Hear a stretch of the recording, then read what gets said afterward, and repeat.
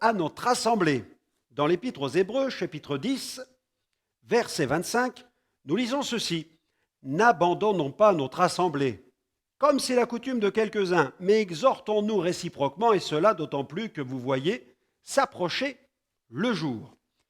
La vie d'église locale a d'excellents côtés, mais parfois elle peut réserver de mauvaises surprises. Cependant, elle n'en demeure pas moins une volonté de Dieu.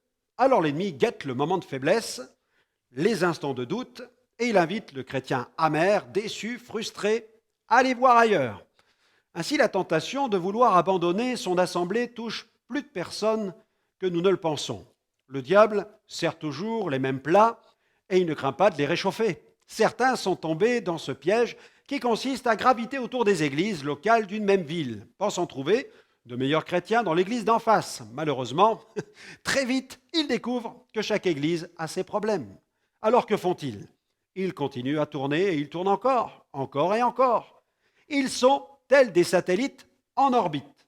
Heureusement, il arrive que certains reviennent sur Terre, c'est-à-dire à plus de réalisme. Le danger pour ces chrétiens butineurs, c'est qu'ils finissent par s'épuiser, rétrograder et tomber dans la totale confusion.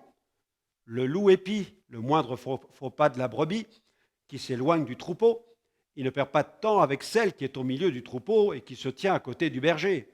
Il est à l'affût de la brebis perdue, celle qui s'égare. Si vous êtes à l'extérieur du troupeau, sans plus tarder, reprenez place au sein de votre assemblée. Savez-vous que Jésus revient bientôt? Je vous invite donc à méditer sur la parabole des vierges sages et des vierges folles. Les vierges sages ne furent pas prises au dépourvu car elles prirent soin de maintenir leurs lampes allumées. Elles avaient gardé suffisamment d'huile dans des vases.